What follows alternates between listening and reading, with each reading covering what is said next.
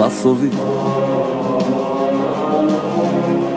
svi veterani, zaboravljeni asovi,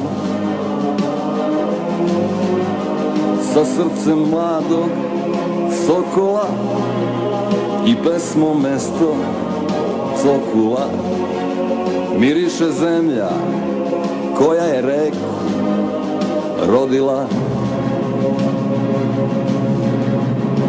Buđenje rano proleća i blagi bol u grudima, a pesma takva da može da se maršira.